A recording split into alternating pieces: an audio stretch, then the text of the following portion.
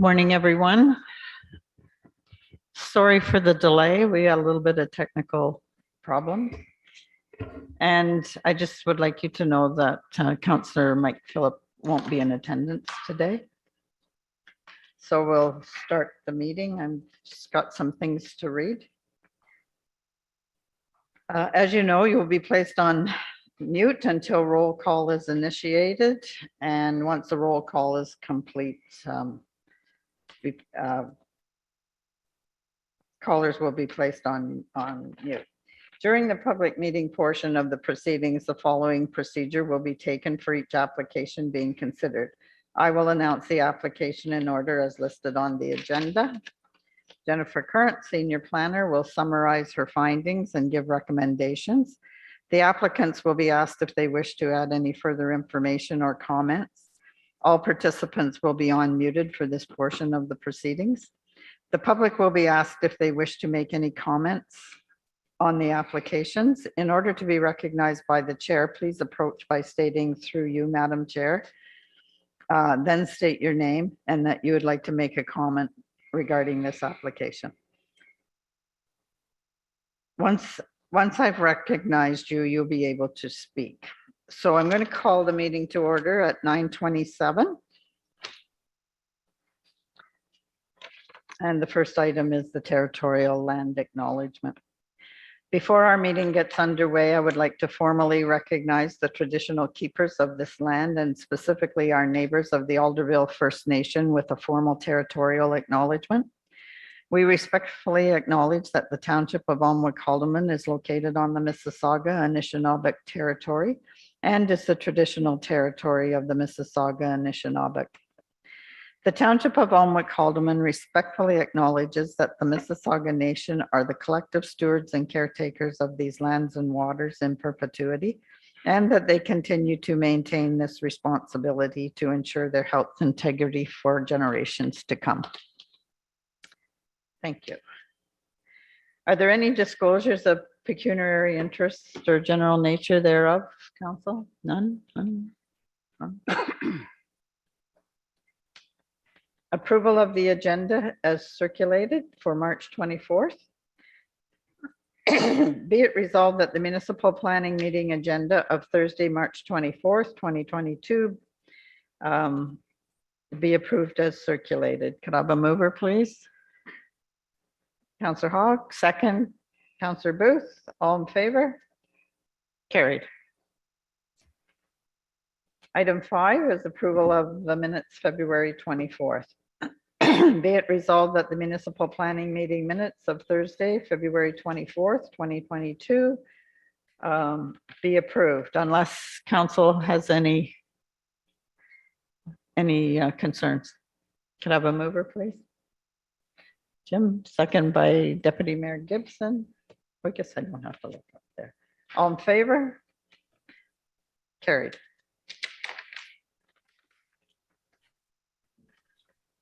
Item 6, motion to adjourn to the Land Division Committee of Adjustment meeting. Be it resolved that the Council of the Township of Alnwick-Haldeman, being a Land Division Committee of Adjustment, adjourn to a Land Division Committee of Adjustment meeting for the purpose of hearing consent applications at 9:29 a.m. Have a mover? Councillor Booth, second. Deputy Mayor Gibson. All in favor? Carried. So item 7 is our consent applications. And we'll start with Jennifer will take us through the details on these. We'll start with Matt Murphy, AH-03 2022, concession 3, part of lots 5 and 6, geographic Alnwick, recreation of a rural residential lot. Good morning, through you, Mayor Latchford. Application AH-03 2022. It was submitted by Matt Murphy and Linda Amore for a property at 6060 Curtis Point Road in part of lots 5 and 6, concession 3, geographic Township of Alnwick. This application would see the creation of a 0.4 hectare rural residential lot on the west side of Curtis Point Road, immediately north of a previously severed lot created with application AH-11-2021, which was approved by the Land Division Committee of Adjustment on June 24th, 2021. This property is located in the northwest quadrant of the municipality.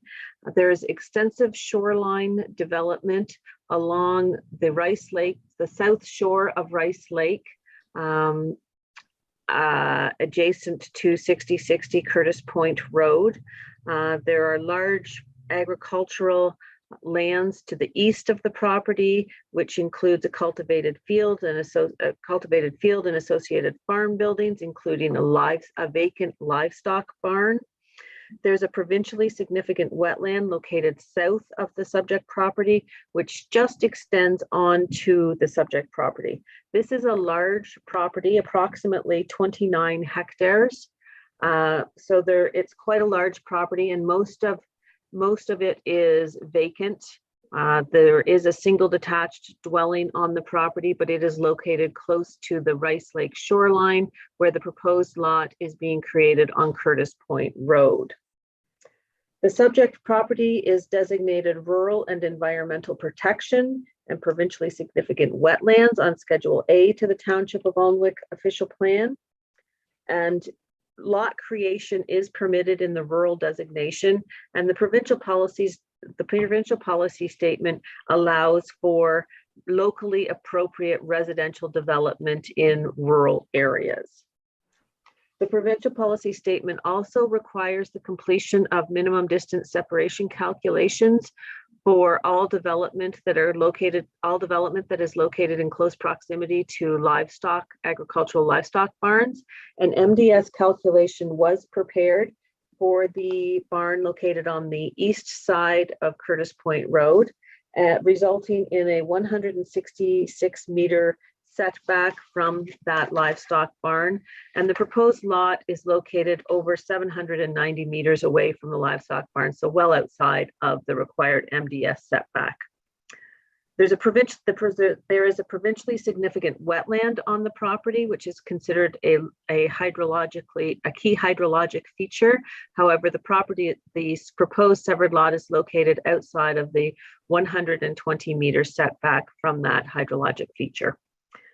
Lower Trent Conservation did identify multiple unevaluated wetlands on the property, and the proposed severed lot is located within 120 meters of one of those unevaluated wetlands and a water course that goes through the property. So a hydrologic evaluation was required and was completed by the applicant. The details of the recommendations of the hydrologic evaluation are included in the report, and most significantly, it requires or recommends the maintenance of a 30-meter minimum vegetation protection zone between the new lot and the water course, which is maintained on the entire retained parcel. So the proposed severed lot does not extend into the required 30-meter minimum vegetation protection zone.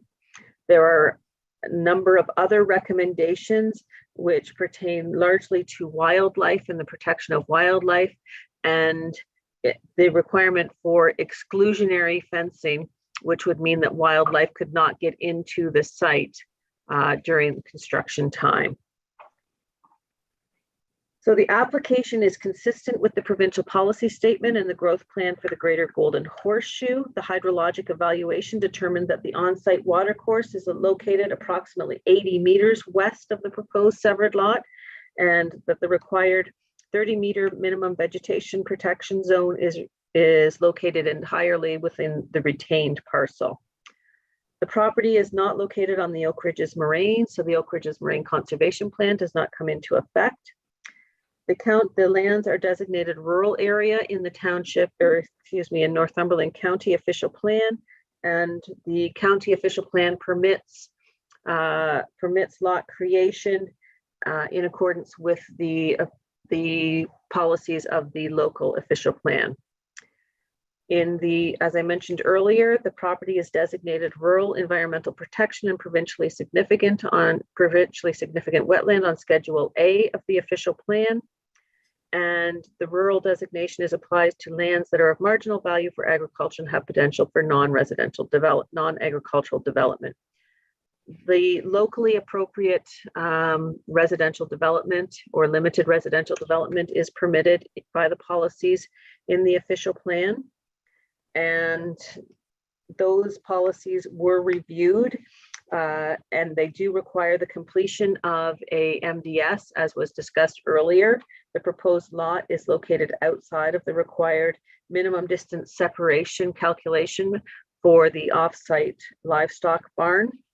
The proposed lot will have frontage on a Curtis Point Road, which is a year-round maintained municipal road.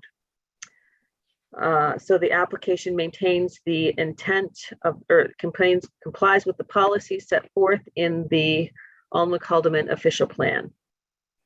The property is zoned rural exception number 1 in the Township of Alma-Calderman zoning bylaw. The minimum lot area for the RU1 zone is 28 hectares. The proposed 0.4 hectare rural residential lot is smaller than the minimum required and will require a zoning bylaw amendment to rezone the property to the rural residential zone, which permits a single detached dwelling on a 0.4 hectare lot.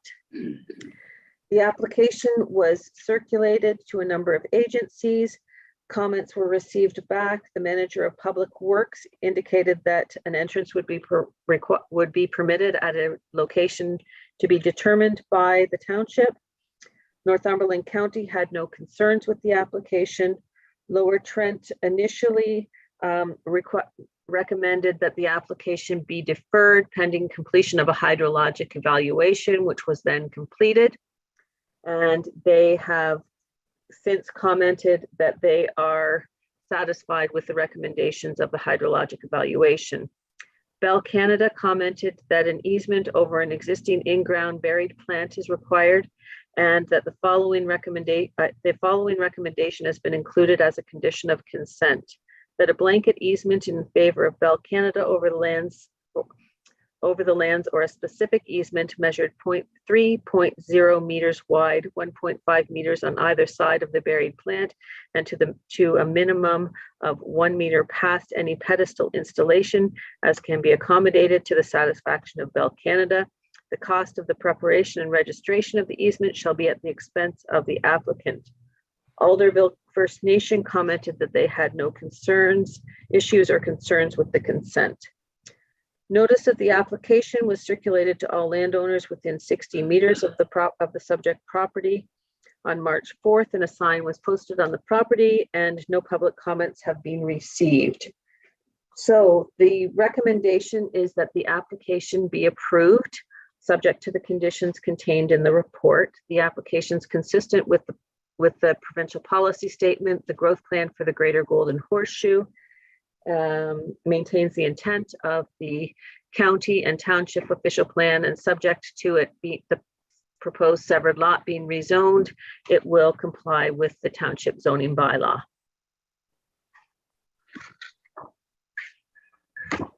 Thanks, Jennifer. Is there any comments from the applicant? Or is the applicant on? The applicant's not here. Okay. Any questions or comments from the public?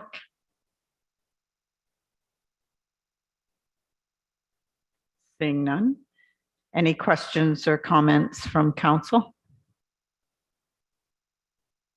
Okay.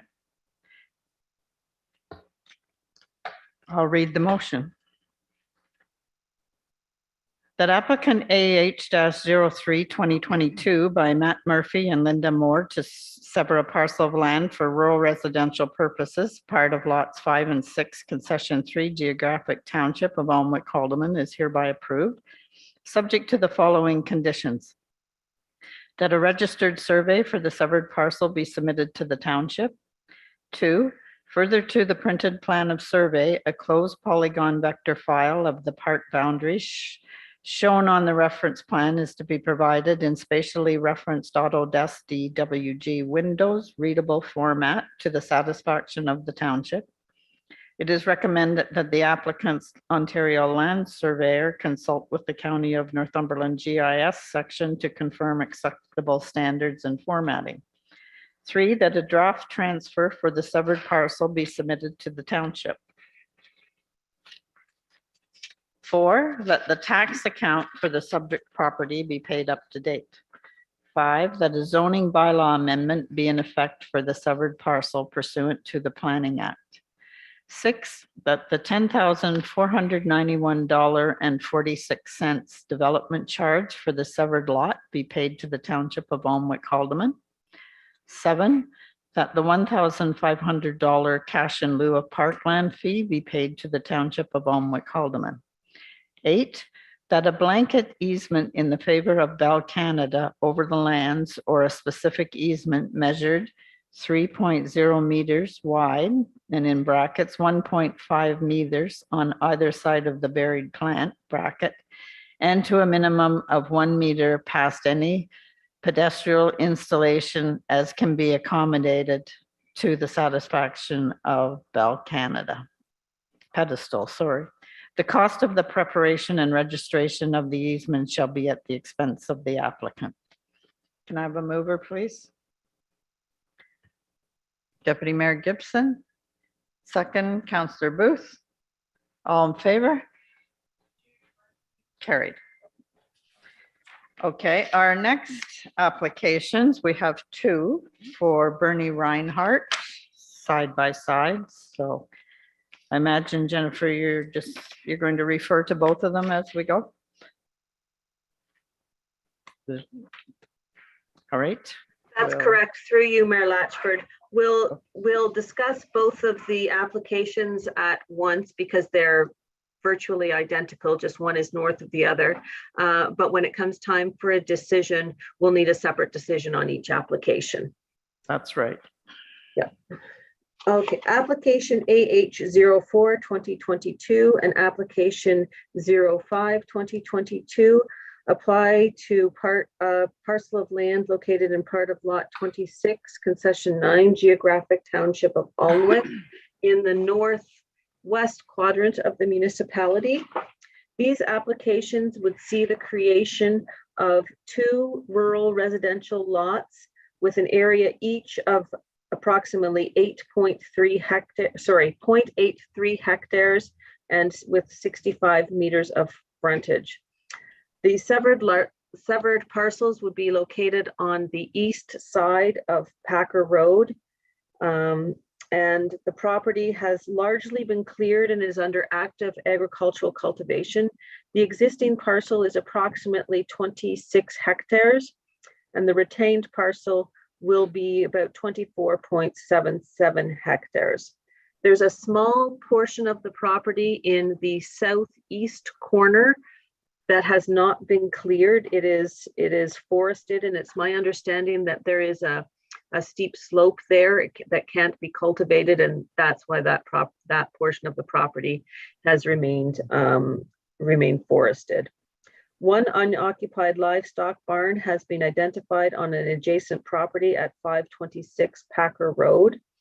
And there are a series of approximately 2 hectare rural residential lots that were created along Packer Road immediately south of the proposed severed lots.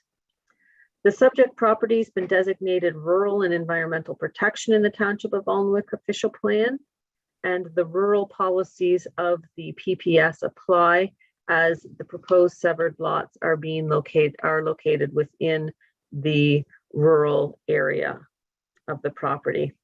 The proposed severed lots, the rural policies of the provincial policy statement do allow for the creation of locally appropriate rural residential lots. And it states that development that is compatible with the rural landscape and can be sustained by rural service levels should be promoted. Both the proposed severed and retained lots have frontage on Packer Road, which is a year-round municipally maintained road. And the severed lots and the retained lots are large enough to accommodate the requisite private services as commented on by Northumberland County Inspection Services.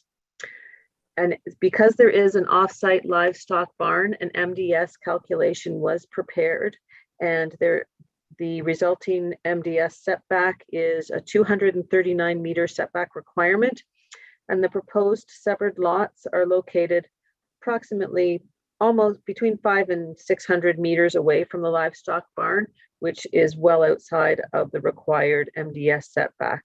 Also, the MDS setback does encroach onto the retained parcel. However, there's sufficient room on the retained parcel for the construction of a single detached dwelling outside of the required MDS setback. Mapping provided by Lower Trent shows an unevaluated wetland in the northeast corner of the property and an off-site watercourse. However, the proposed severed lots are located outside of the 120 meters from those key hydrologic features, and a hydrologic evaluation was not required. There are no natural heritage features or natural hazards identified on the proposed severed lots. The property is not located on the Oak Ridges Moraine, and as such, the Oak Ridges Moraine Conservation Plan does not apply.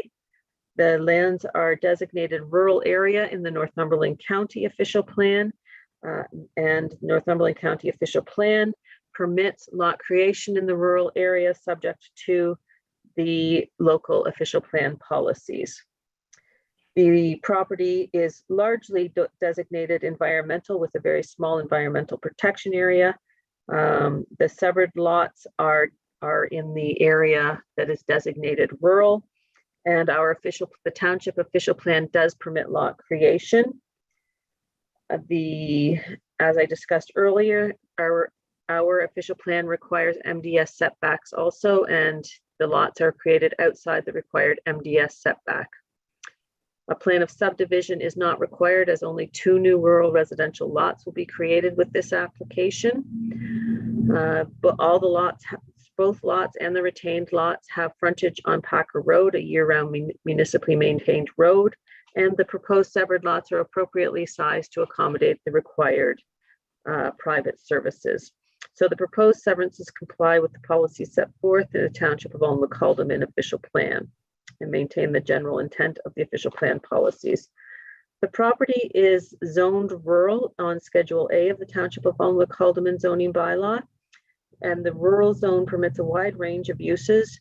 However, the minimum lot area is 5 hectares, and the proposed 0.83 hectare severed lots is smaller than that, and as such, the severed lots must be rezoned to the rural residential zone, which would permit a single detached dwelling on a 0.4 hectare lot. So the application underwent an agency circulation. Public Works confirmed that entrance permits can be issued for the severed lots at a location to be determined approved by the manager of Public Works. Lower Trent reviewed the application and had no objections or concerns. Northumberland County reviewed the application and no comments or concerns. Bell commented that they had no comments or concerns, and Alderville commented that they have no concerns or issues with the application. Notice of the application was circulated to all registered landowners within 60 meters of the property on March the 4th, and a sign posted on the property on that same day. One phone call was received requesting additional information on the severance and application, both severance applications, AH04 and AH05 2022. And it was explained that the official plan permits the creation of up to 3 lots from a property that was larger than 36 hectares as it existed in 1990. There'd been one previous severance in 2020, which divided a larger property into 2 parcels, into 2 relatively large parcels. And with these 2 consents, no further severances would be permitted. So the proposed severance is located in a rural part of the municipality outside of the Oak Ridges Moraine. It complies with the policies of the growth plan for the Greater Golden Horseshoe and the provincial policy statement. It maintains the general intent of the Northumberland County official plan and the Township of Alnwick official plan, and subject to the severed lots being rezoned to the rural residential zone, the lots will comply with the township zoning bylaw. Thanks, Jennifer. Does the applicant have any comments or questions? Hearing none. Any questions or comments from the public?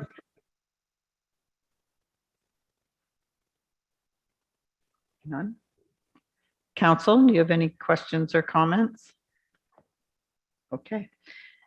I'll read the motion first on AH04 2022. That application AH4/2022 by Bernard Reinhardt to sever a parcel of land for the creation of a new vacant rural residential lot in part of Lot 26, Concession 9, Geographic Township of Haldeman, is hereby approved subject to the following conditions. Number one, that a registered survey for the severed parcel be submitted to the township. Two, further to the printed plan of survey, a closed polygon vector file of the part boundaries shown on the reference plan is to be provided in spatially referenced Autodesk DWG Windows readable format to the satisfaction of the township. It is recommended that the applicant's Ontario land surveyor consult with the County of Northumberland GIS section to confirm acceptable standards and formatting. That a draft transfer for the severed parcel be submitted to the township.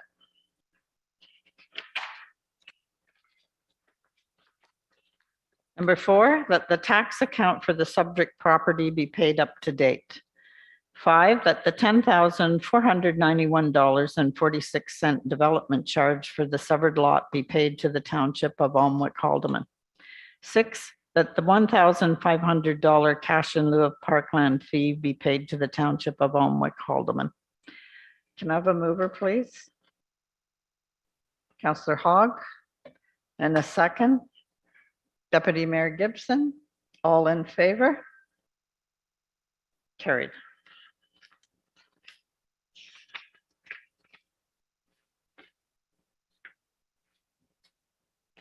Okay, this is AH05 2022. The application AH05 2022 by the Bernard Reinhardt to sever a parcel of land for the creation of a new vacant rural residential lot in part of Lot 26, Concession 6, Geographic Township of Haldeman is hereby approved subject to the following conditions. One, that a registered survey for the severed parcel be submitted to the township. Two, further to the printed plan of survey, a closed polygon vector file of the part boundaries shown on the reference plan is to be provided in spatially referenced Autodesk DWG Windows readable format to the satisfaction of the township. It is recommended that the applicant's Ontario land surveyor consult with the County of Northumberland GIS section to confirm acceptable standards and formatting. Three, that a draft transfer for the severed parcel be submitted to the township.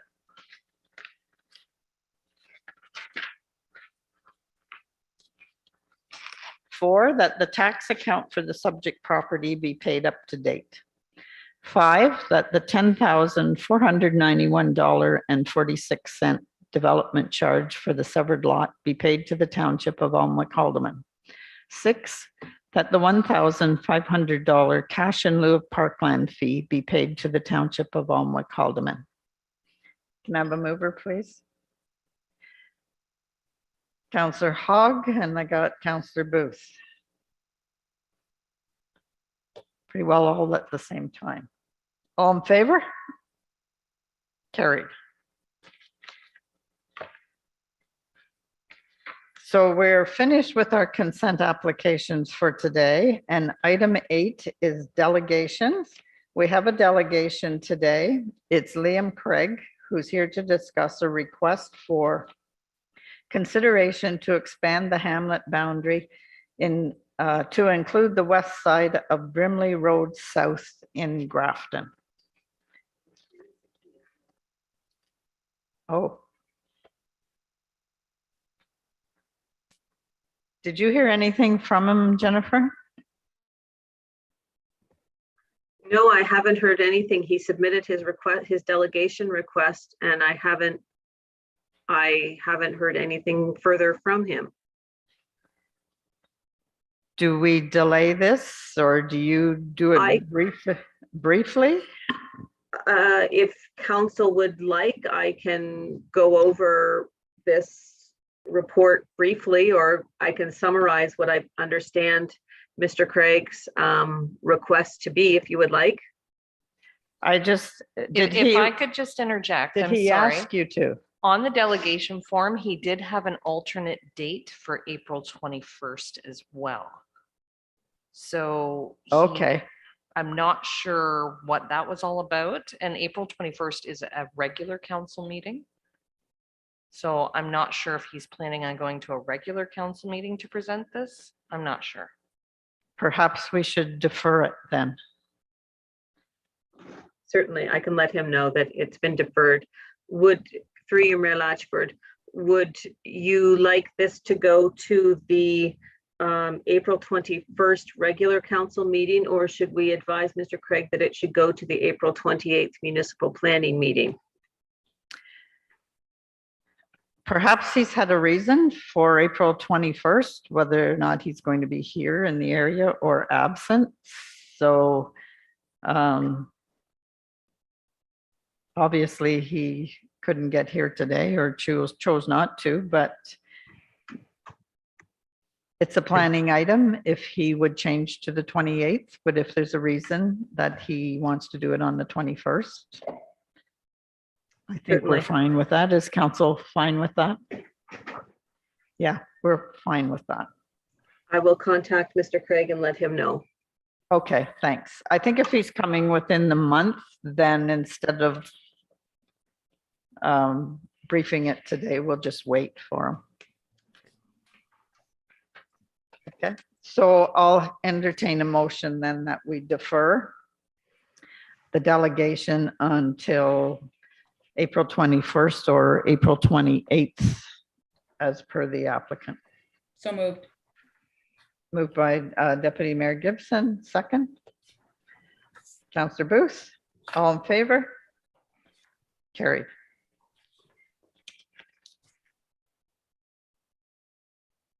Item 9, motion to reconvene to the municipal planning meeting at 9:58 a.m. Moved by Sherry, Deputy Mayor Gibson, second by Councillor Hogg. All in favor? Carried.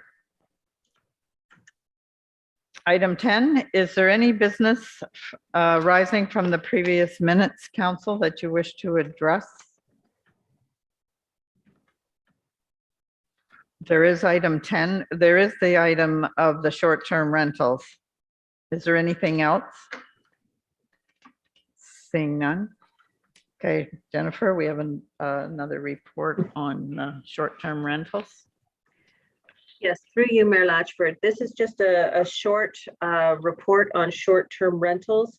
At the February 24th, 2020 meeting, a report came to council regarding short-term rentals, and I was requested to have our lawyers take a look at our the proposed short-term rental bylaw, as well as look at the financial costs associated with licensing short-term rentals, and contact the Township of Otonabee, South Monaghan, and Trent Hills regarding their short-term, what they're doing with short-term rentals.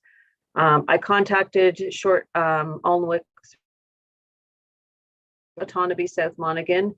Otonabee, South Monaghan is not doing anything at this time regarding short-term rentals, and Trent Hills is just initiating their review of short-term rentals, and Jim Peters, their Director of Planning and Building, has taken a look at the the reports I've prepared for council with respect to background information, but they have nothing in place at this time.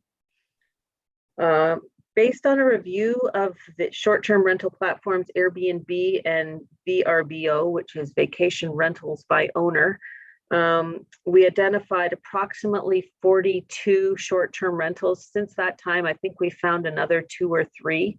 So looks like between 40 and 50 perhaps short-term rental units within the municipality. I undertook a cost analysis to see how much it was going to cost the municipality. That's taking into consideration time spent for inspections and administration costs for licensing, as well as transportation costs to do the inspections. And it worked out to approximately $500 per unit for licensing. And it's difficult to come up with a cost for bylaw to investigate bylaw complaints, because sometimes they can be resolved quickly and sometimes they can take a tremendous amount of time. So I discussed it with the bylaw enforcement officer, and we came up with a number of about approximately $370 per complaint to investigate. Now, we're not going to get complaints on all short-term rental accommodations. So a proposed licensing fee of $750 should be sufficient to cover the municipal costs associated with the licensing process. I hope that was the type of analysis that council was looking for. That took into consideration the fire inspections, the building inspections, as well as their cost to go there, given gas prices and everything else. I took into account mileage costs and that sort of thing, as well as the amount of time that was going to be spent by the clerk's department in actually issuing the licenses, reviewing them, and everything else. I circulated both the licensing bylaw and the zoning bylaw amendment to the township solicitor, who undertook an initial review of the documents. There were some changes that he was proposing that wouldn't change the effect of the zoning of the bylaws, but would address some legal issues with respect to referencing and definitions and making sure that the municipality was covered in all cases. I don't have the final bylaw back at this point in time. He was going to be I had received a draft last week, but it didn't have all of his final comments in it. During our discussions, he did say that I had originally suggested that perhaps the township could charge two different licensing fees, one for a person's primary residence and one for a secondary residence. And his comment was that licensing fees are intended to cover the costs associated with the licensing process. They can't be punitive or tied to profits. So you can't, just because it's a commercial operation or somebody's secondary dwelling, you can't charge more for it for that reason. So he just cautioned us that we should be careful about that. He also commented that if the municipality decides to permit and license short-term rentals, it will be difficult to change course and then at a later date prohibit them.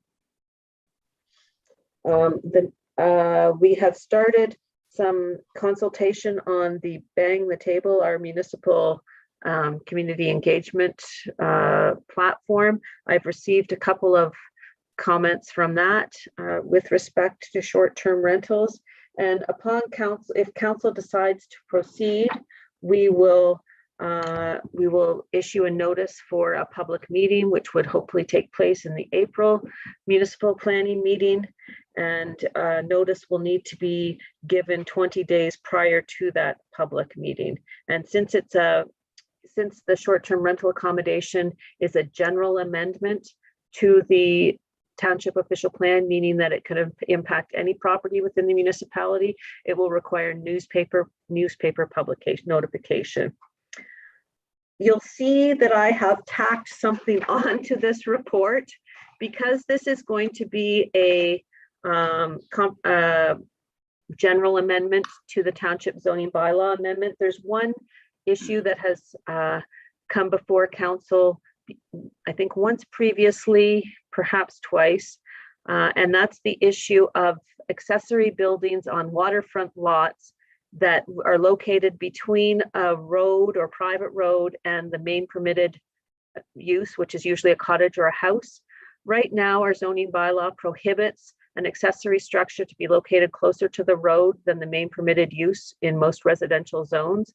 And I've recommended that the bylaw be amended to include a provision on waterfront lots for an accessory structure to be located closer to the street than the main permitted use. However, it needs to comply with the front yard setbacks of that zone. So I've thought that because we're doing a newspaper ad now, we can fold this into the one ad and it won't cost additional money. And it's something that I know I've had a couple of inquiries about, and we could get it tidied up with this amendment also, if council so chose. Okay, thanks, Jennifer. Any questions from council? Councillor Booth? Yes, sorry, through you, your worship, to Jennifer. Jennifer, when you talk about a public meeting, we're talking about going out into the community centers and having a meeting, or are we talking about it's just a planning meeting like we're doing now? It will be a planning meeting. Council can either choose to have it at your regularly scheduled municipal planning meeting, or we could choose to have it at a different time in a different location. It's up to council's direction on that, but it needs to be a council meeting with a public meeting component, similar to what we're having for the severances and zoning bylaw amendments that we do at our regular municipal planning meetings. Okay, thank you. Thank you. Anyone else? Deputy Mayor Gibson? Yeah, thank you. One of the things that I noted was that if we're going to have a public meeting, I think we need to have a meeting that is outside of our regular morning time. This is an issue that we'll want to be soliciting a lot of response from the public, and I think it's the proper thing to do to make it sort of outside of office hours so that we can have more participation from people. So that was one thing. I wanted to just get the process correct because we had a lot of discussion at our last meeting, and I guess my understanding after our last meeting was that we would get some revisions back, but it looks like the discussion that we had is the bylaw is staying as is, but it will go for public comment, Jennifer, and then changes can be made at that time. Is that correct? Maybe Jennifer's not on anymore. She'll be back. Just hang on, Sherry. She'll realize she's not here. She can always come upstairs as well. Yeah. So if I can continue on, just maybe some conversation with council while we're waiting for Jennifer to join. I feel very strongly that we prohibit short-term rentals on private roads for the purposes of being able to provide good emergency services to those people. Individuals that are renting will not be looking at issues like, can the fire truck get down? Can the ambulance get down?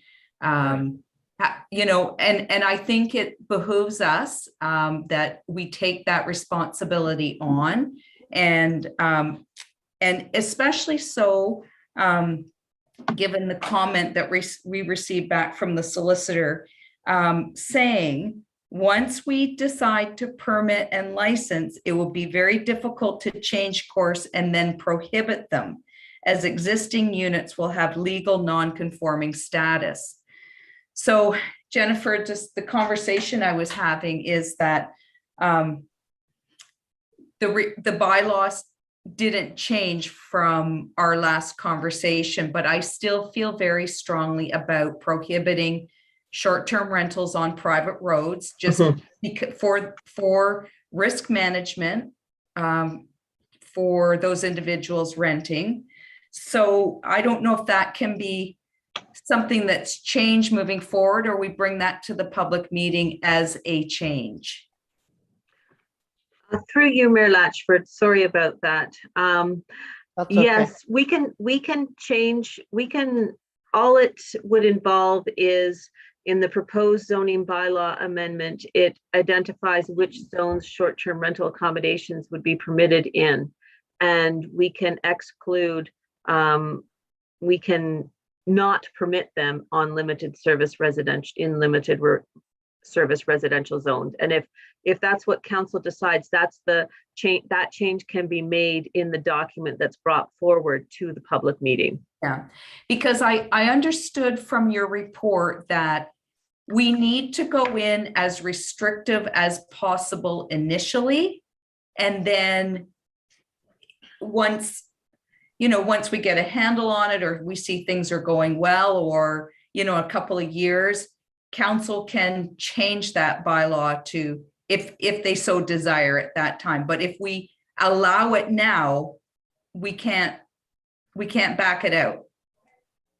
That is my understanding. Yeah, so I think we need to go in initially when, we're just testing the waters. We're one of the, one of the few lower tier municipalities that are tackling this. So I think I'd like to take a very conservative approach. And I know, we've heard a lot of feedback about density calculations, and I know that is probably signals nightmare for staff, but I think there's some merit to providing, coming up with something that would limit the number of short-term rentals in a specific area. So those were really my two concerns from just that I wanted to make sure that I brought forward today, and to make sure that, if we have a public meeting, that it is open and accessible at a time that people can get to. I don't know if you missed that, Jennifer, but I think an evening meeting is best. Okay. Anything further from council? Councillor Booth? Just through you, your worship, to Jennifer. Jennifer, so did the municipal solicitor comment on the private road issue? I know that's a concern that's been brought up now. Did No, they actually? he didn't. So could we, if we're doing that, just so that we can get a legal opinion on that too, so that we know? I know there's been, the issue's been brought up about the private roads and everything, but I'd just like to know exactly what the solicitor is saying about a private road. And I would agree with the deputy mayor. I would prefer that we have, if it's a meeting in the evening, that we actually have it in a location like the ACC or something like that, where people that can't do online or whatever would be able to attend. Since restrictions and everything have been lifted now, I think the hall up there is quite large, that you could easily fit, 50, 60 people if they wanted to show up. Thank you. Anything further? Councillor Hawk? Through you, your worship. I think this is going to be pretty tricky, because when you have a private road and you have private property, I don't know how you're going to really enforce it. That's just my thinking. Because I know a man right now that has 3 Airbnbs on Herbison Lake down near Camelford, And he says there's two types of people, those that want to come and read all week and those that want to come and party all week. And I think that we're going to have problems enforcing this on private road and on private property. Which is why I think it's important we get, a lawyer's view. Yes, I agree. I mean, I agree with what Sherry was saying, that we want to be more restrictive at the start, but getting the solicitor's opinion on what exactly we can do or whatever, or if it makes a difference, and if we allow it, are we viable?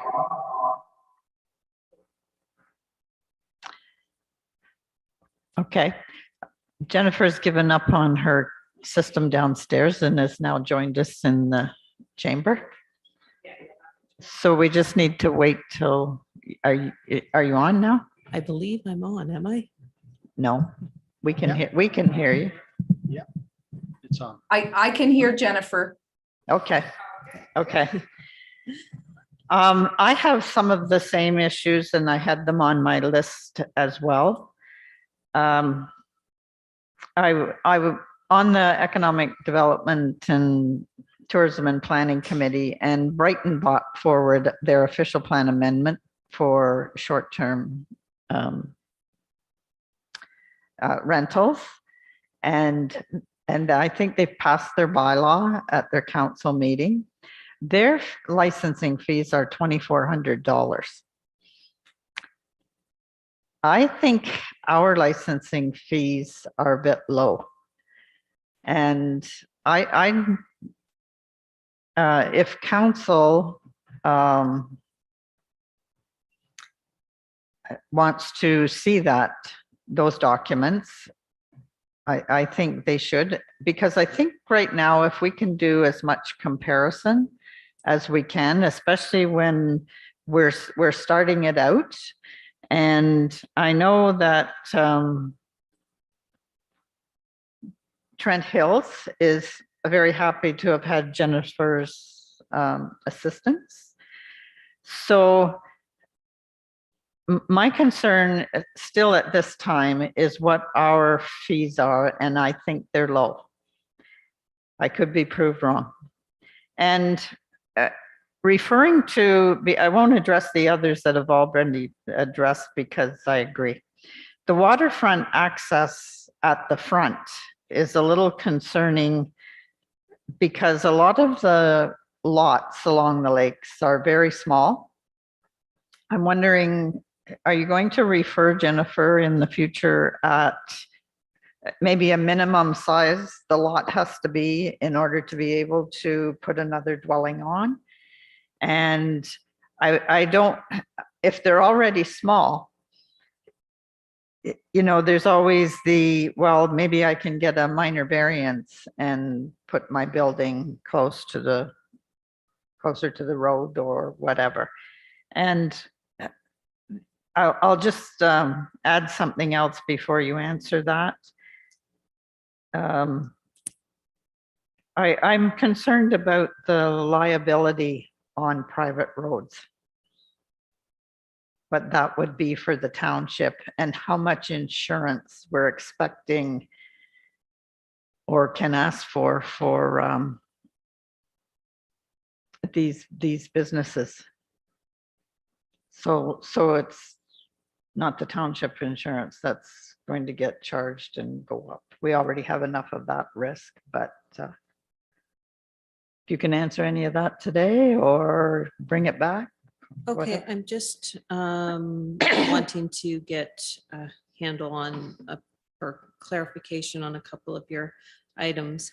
Or any of the council's questions today, if you want to address, that's fine. Okay, we can, Thanks. if you'll remember back to the first draft zoning bylaw amendment and licensing bylaw, the issue of short-term rental accommodations on properties zoned limited service residential, which are largely on private roads, was one of the issues that I brought up about whether council wanted them to be considered in that zone. And I didn't hear one way or the other at that point in time, because that was one of the issues that I had Yeah. thought that there was a potential for a problem on. Removing those short-term rental accommodations as a permitted use in the limited service residential zone is possible. We can just remove it as a permitted use. It's right now, there are a number of zones that we're permitting them in, and large for the most part, they were permitted in zones that permit bed and breakfast establishments. And I do not believe that bed and breakfast establishments are a permitted use in the limited service residential zone. So that's one area where I wanted clarification on. And it sounds like now I've got that clarification from council that short-term rental accommodation in the limited service residential zone is something that you don't want to see at this point in time. Exactly. Okay, Okay. so that we can remove that from the draft bylaw that will go to a public meeting. That's not a problem. We can do that. With respect to a $2,400 licensing fee. Well, that's Brighton's. That's Ours Brighton. doesn't have to be that high, maybe, Yeah. but I think one of the reasons Brighton's may be that high is because it is a more complicated process to do. Their bylaw I found to be quite complicated, and it would be more time consuming to enforce and to administer, which is perhaps why they think that the $2,400 licensing fee is appropriate. When I did the calculation on our licensing fee, it was based on how much time I thought that and I consulted with both the fire inspector and the building inspector about how much time they would require to do an inspection. And I got a rate from the township treasurer on what their hourly rate would be, including all municipal costs. So that would include their benefit costs. It's their hourly rate. And I used that to calculate the $500 approximate fee for licensing. And that included both their time and mileage associated with it, as well as time for the clerk's department to administer the licensing process. And I did recommend $750 charge, because that would give us an additional $250 that would be used for bylaw enforcement. Our lawyer did tell us that the fees have to be based on how much it costs or what we believe it's going to cost.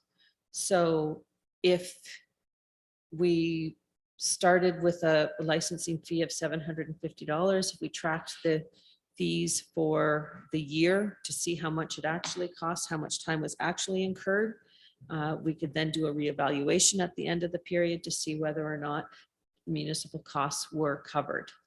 But I can certainly do a review of what other people are charging for licensing, but it is supposed to cover what the municipality thinks the actual costs are going to be. I'm thinking like an extra 250 for bylaw enforcement with some of the calls that we've received and some of the trips that our CBO and bylaw officer has had to go to. I think he spent quite a bit of time on some of them. That's the worry. Okay. Or,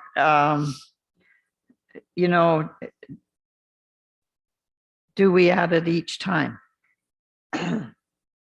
Like if he's got to go up 3 or 4 times to resolve the same issue, is that it included in the 250, or is it Through you, Mayor 250 and Yes, 250? I understand what you're talking about. Through you, Mayor Latchford. There are, if you remember the bylaw, the draft licensing bylaw that was prepared, there were administrative penalties associated with it. And so there is an opportunity through the licensing bylaw. I don't have it here with me. I'd have to have a specific look at what the administrative penalties were. But The way the licensing fee costs, the licensing fee is just charged annually. So there would be one fee per year. So it would be $750 per year. Of the 42 to 45 Airbnbs that had, or short-term rental accommodations that were identified during my review of the short-term rental platforms, there are probably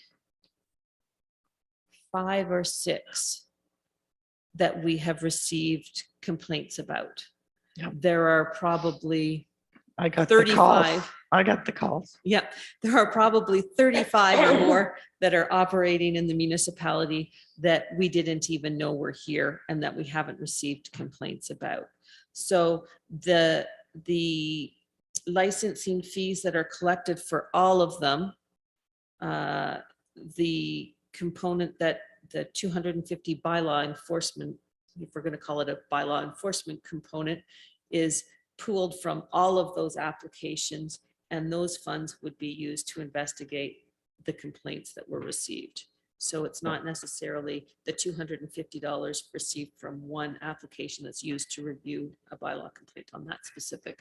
Yeah, I get that. I think there's, the other concern is we have very good owners and who run legitimate business. They're there. Probably the reason we didn't know some of them were there, but I don't want them to end up being penalized in any way or have fees too high, because they're looking after their businesses. They're not absent. They're making sure their businesses are run properly. So, we have to consider their side of it too. And they're doing a good job. So, and I think those people who have legitimate complaints, are also thinking of the owners who are doing the best they can do. Greg, you had a question? Just through you, your worship, to Jennifer, I like the idea of the administrative cost. I agree with you, Mayor, that you have to keep the cost reasonable.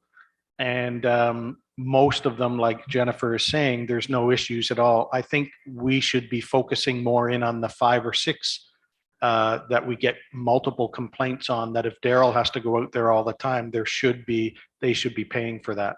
That way there's an incentive that, if an issue is brought up, that it's not going to be every weekend at the same cottage or the same Airbnb. And like you said, those are the people that are getting charged for it, and not the other 35 that are actually looking after their property and there's no issue. Or the taxpayers. Right. Yeah, it shouldn't be on the taxpayers' dime. And I agree with you, Jennifer. That's a very reasonable cost, and the pool of the money is there. But the ones that cause the real issues with this should be the ones that maybe have to pay a further administration fee if there's multiple offenses or whatever. Go ahead, Jennifer. Through you, Mayor Latchford. The licensing bylaw did contain a provision for the revocation of a license on properties that received, I believe it was 3 complaints, 3 investigated valid complaints within a 12-month period. So that license would then be revoked and the use wouldn't be permitted on that property anymore. Just good to discuss it. So when we get to that public meeting, we've got some answers and some things to look at. Yeah, and Brighton's is quite complicated. But if, council members want to see some of the other ones, they're quite interesting as well. Everything doesn't fit our township, but you just see what they've done. Okay. Do we have any more on this? Sherry? Okay, thank you. I just want to make sure about the process. So Jennifer's going to make changes as we discussed today. And then it will be published for an upcoming public meeting. So we won't, it'll still be a draft. We'll just have seen we'll see it at the same time everybody else does. But That's correct. That's what I'm Okay. proposing at this point in time. Okay, If the goal is to have something in place for this upcoming season, then we need to have a public meeting soon, because it was my initial recommendation that we have a public meeting to solicit comments and questions, and then not make a decision at that time, take those comments, make necessary changes, and then take the bylaw to a subsequent meeting for approval. perfect. Okay, thank you. Okay. I just think it's important we go into this public meeting with people knowing that we're open to hearing their comments and concerns and suggestions. I agree. Nothing for, oh, go ahead, Jim.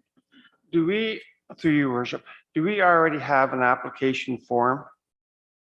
Like, to know what we're asking for? When they apply, they have to fill out an application, right? Do we know what we're going, how we're going to word all this? No, we do not at this point have a draft short-term rental accommodation license application form.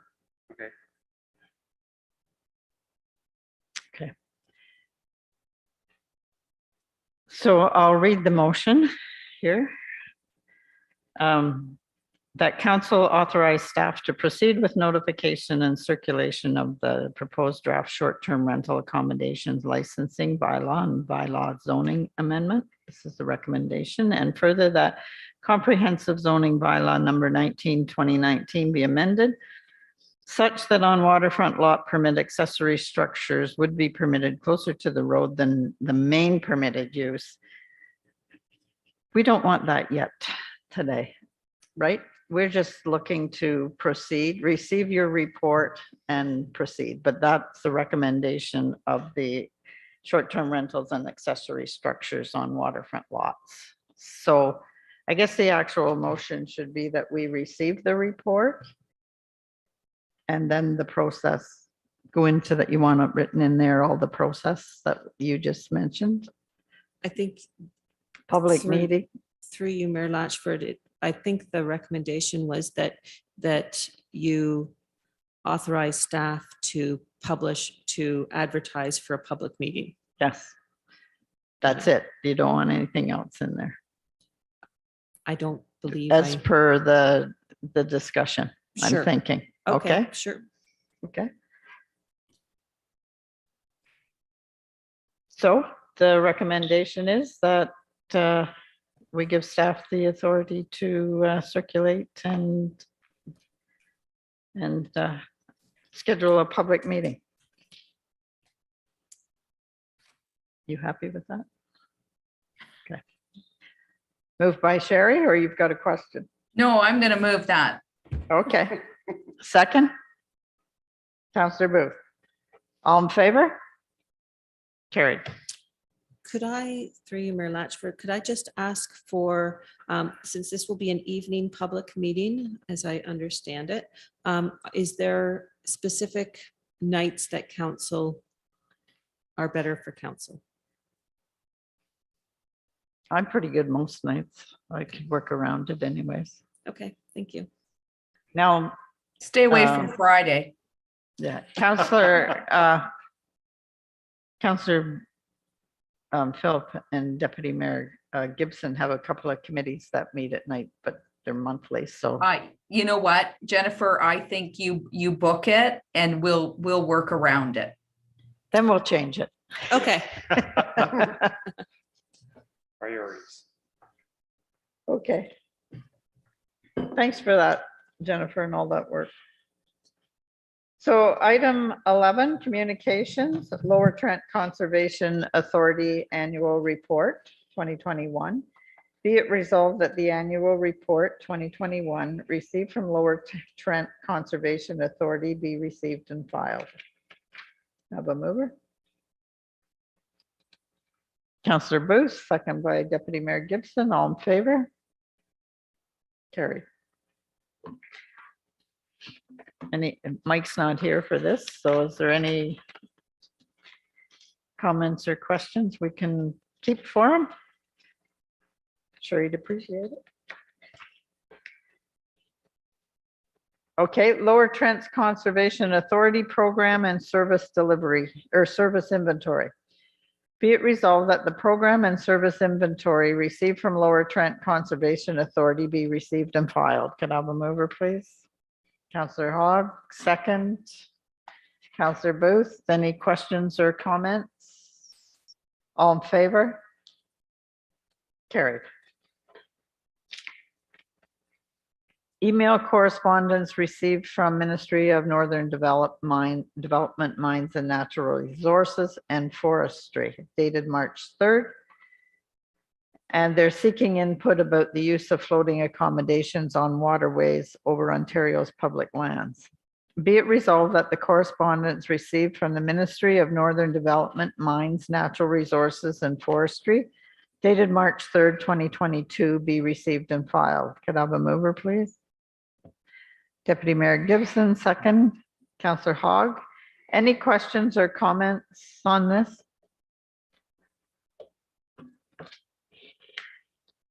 I'm just wondering if part of that could be a few housing costs since housing's got so expensive for people who may be able to do that in the summer. Anyways, all in favor? Carried. Ganaraska Conservation Authority Program and Service Inventory. Be it resolved that the program and service inventory received from Ganaraska Conservation Authority be received and filed. Can I have a mover?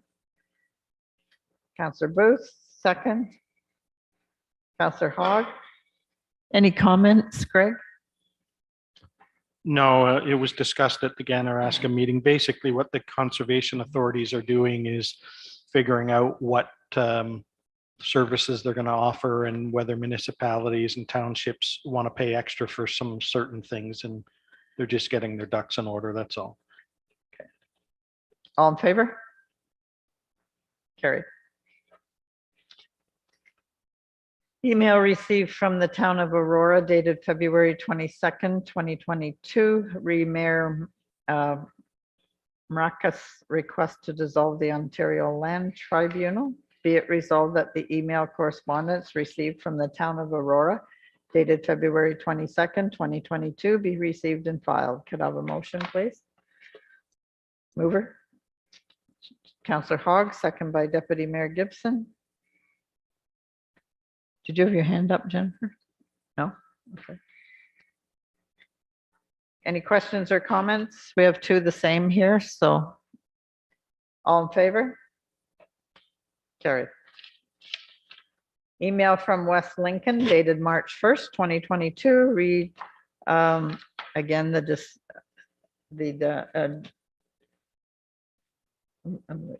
dissolution of the Ontario Land Tribunal. I couldn't get my tongue around it. Be it resolved that the email correspondence received from the West Lincoln dated March 1st, 2022 be received and filed. Now the mover. Deputy Mayor Gibson, second by Councillor Hogg. All in favor? Carried. Our bylaws. Item 12. Bylaw number 38-2022 being a bylaw to declare that a portion of a highway, street or walkway is assumed for public use in the Township of Alnwick-Haldeman, legally described as part of lots 21 and 22. Concession A being part 2 on Plan 39R6713 and part 4 on Plan 39R11477 on the Old Danforth Road, Township of Alnwick-Haldeman, formerly the Township of Haldeman.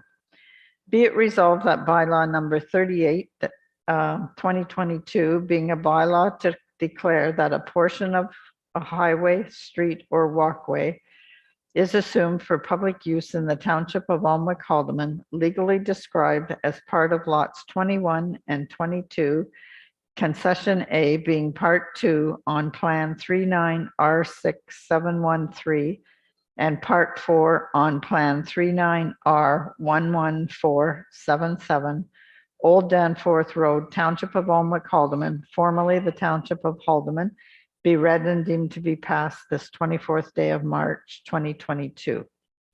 Have a mover? Counselor Booth, second. Deputy Mayor Gibson. All in favor? Carried. Item 13, announcements, notice of motions, planning related. Counselor Greg Booth. Planning related, nothing, but I'll let you speak, Mayor, when you get your chance about the Vernonville Spring Fair, the flyer that Jennifer gave us. Okay, thank you. Counselor Hogg. I have nothing at this time. Okay. I have a couple of things. The Vernonville Community Center is having a community gathering and spring social. I'm sure it's on our website. They've had this before. It's bonfire with marshmallows for toasting hot chocolate, coffee, tea, and sweet treats. It's Hello Spring. And it will be at the Vernonville Community Center, Sunday, March 27th, between 2 and 4 p.m. 112 St. George Street, Vernonville. So if you can get there, that's a little flyer. And the last time that I was there, it was really nice little spring event. And I have one other thing. It is planning related. And I just want to bring it to the attention of council and those who are still listening. We've had cards come in from an organization that were not requested by the township and aren't ours. It was a survey done by Land Lab or whoever they hired to do it. And 13 of these have been dropped in the mail slot at the township as a result of a person, from what I understand, going on Facebook and telling people, don't mail them in, take them to the township. They're all non-supportive, correct, Susan?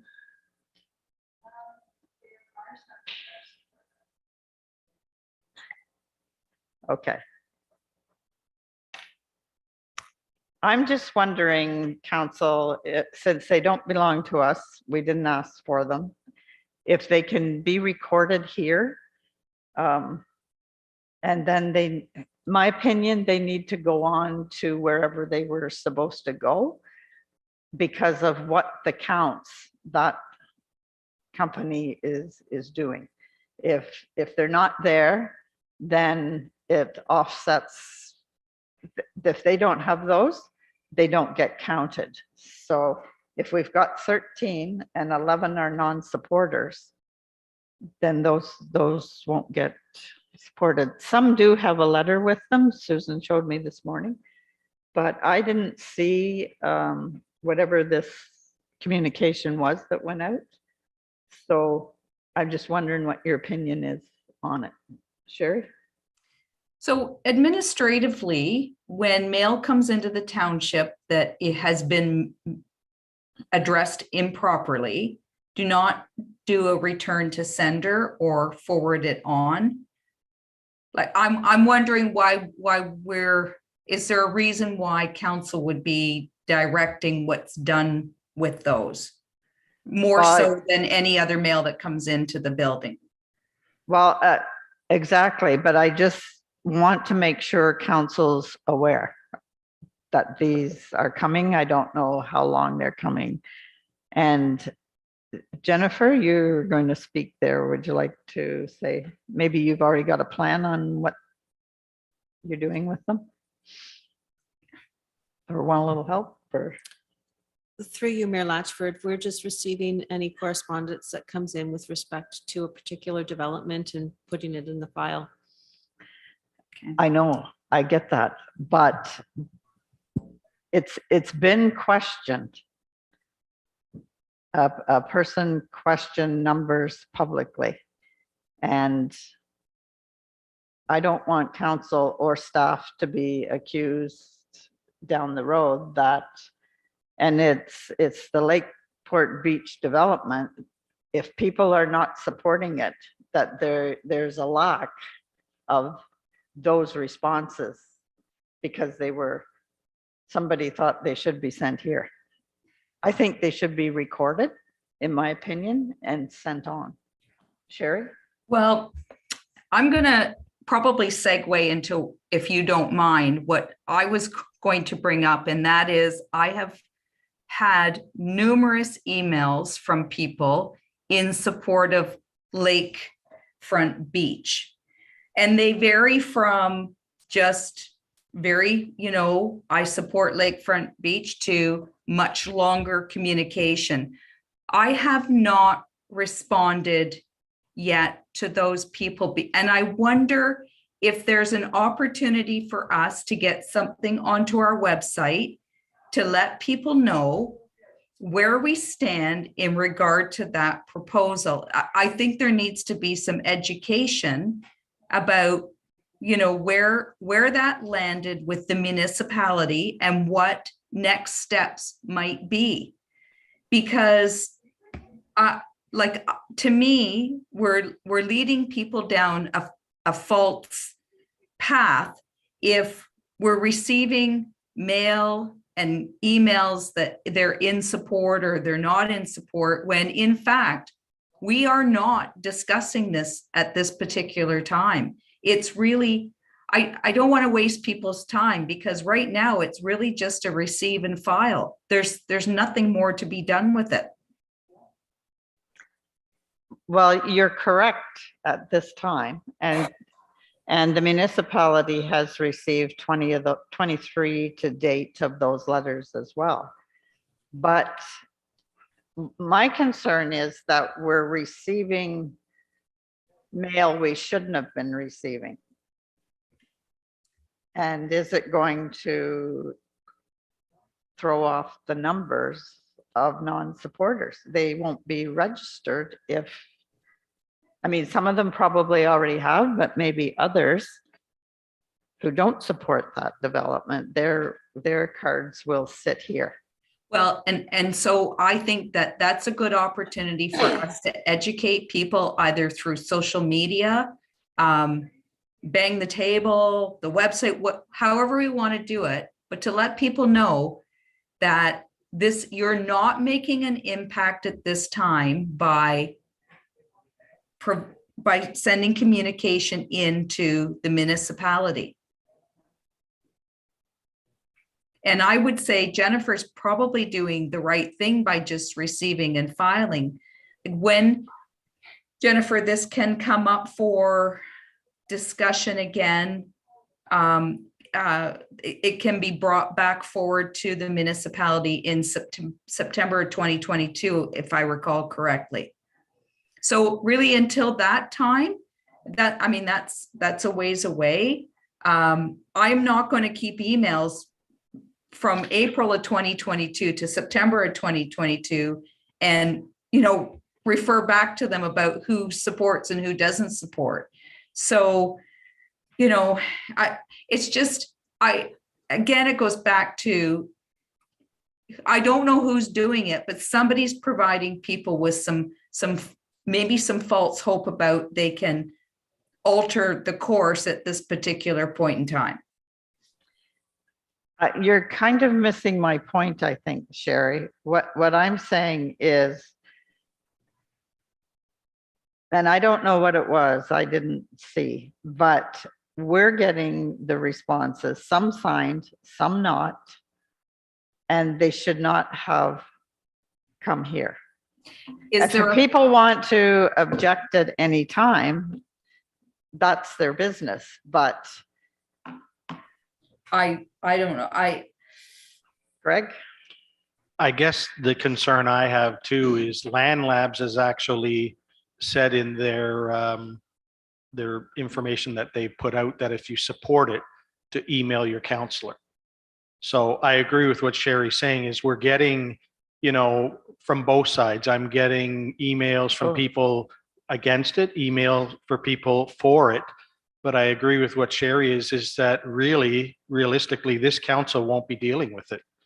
And it's not going to matter to me. I'm not going to sit there and count them to say I have 45 this, 23 this is going to affect my vote. I guess a question I could ask, and I don't even know if this is possible, because this sounds like a very divided issue that, there's lots of people on both sides. Is this something that is possible that we could look into that could be a referendum question that's asked at election time? I know where you see other municipalities like Toronto, or that when it's a really important issue, that when they're doing the election, that they ask a question to say, it could even be on something like the arena we discussed before is, do we want to continue the arena, or are people in favor of Lakeport or whatever? And you have to be very careful when you ask that question, so it's not a slanted question or people are accusing you of, moving people one way or the other. And that might be able to help the next council. I really think it's going to be an election issue too, right? Where that'll be a question that will be asked people that are running in the election. So. Okay, well, that's a thought.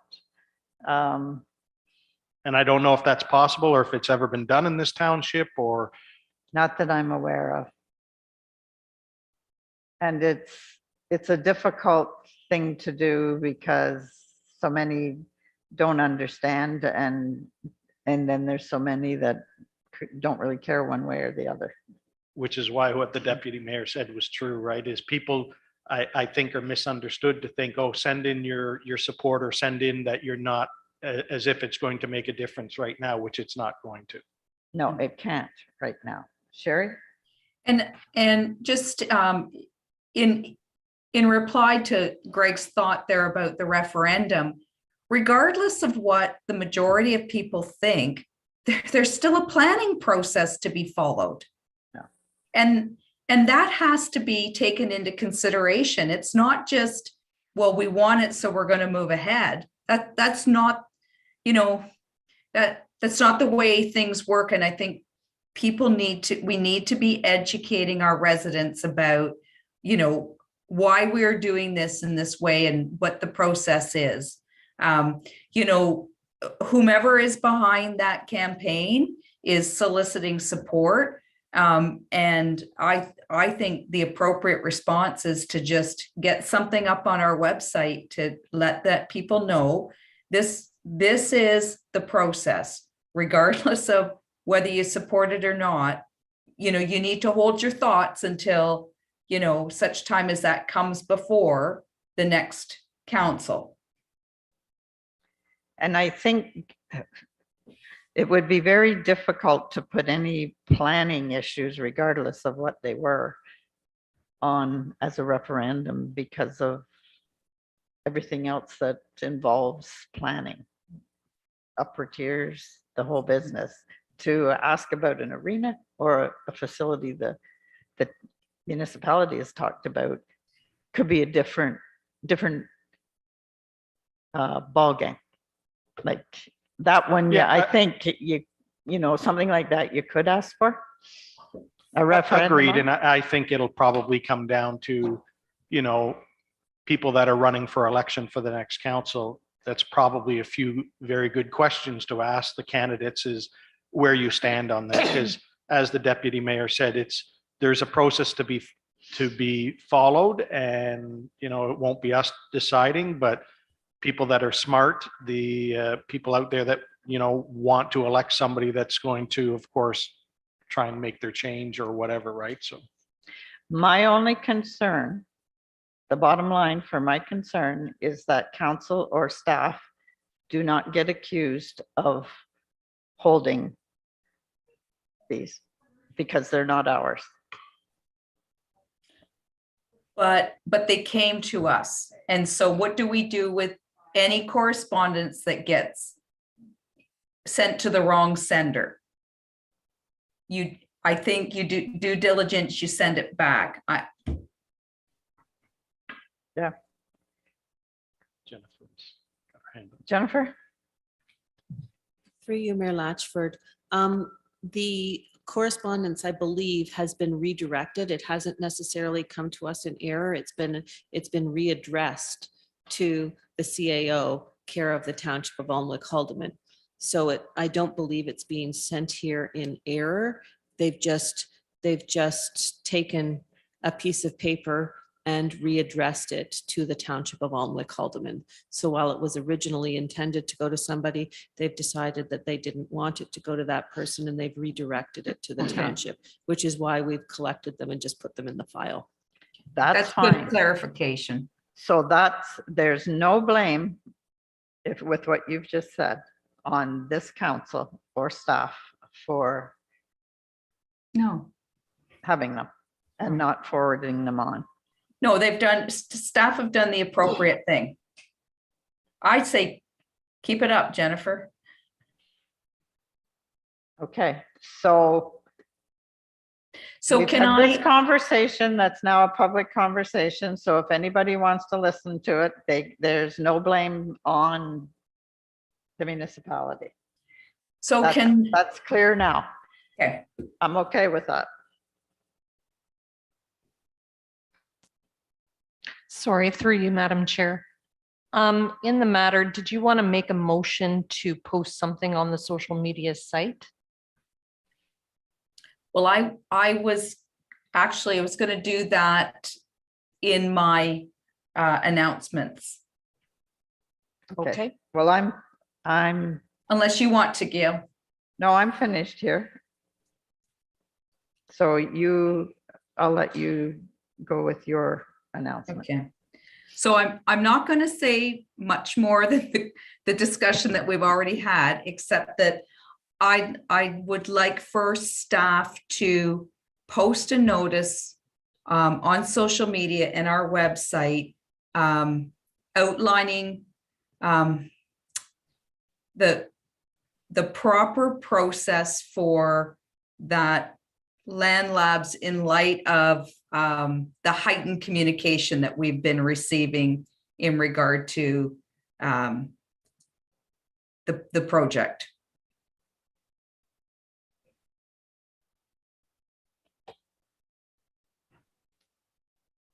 Is there a seconder? Councillor Booth? Is there any further discussion? Just that I agree with the deputy mayor. It's a clarification that has to go out there to the people, and you're free to make your decision on whether you agree or disagree, but let's get the factual information out there though, so that people know what's going on. Okay, and is this short and to the point? Yeah. Okay. All in favor? Carry.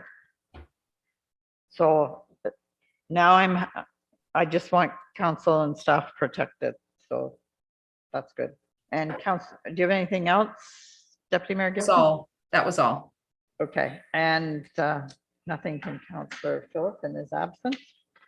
So item 14 is the approval of the confirming bylaw. Be it resolved that bylaw number 37-2022 being a bylaw to confirm the proceedings of the municipal planning meeting of Thursday, March 24th, 2022 be read and deemed to be approved this 24th day of March 2022. Have a mover? Deputy Mayor Gibson, second. Councillor Booth, all in favor? Carried. Item 15 is the adjournment. Be it resolved that municipal planning meeting be adjourned at 10:59 a.m. Have a mover? Deputy Mayor Gibson and seconded by Councillor Hogg. All in favor? Carried.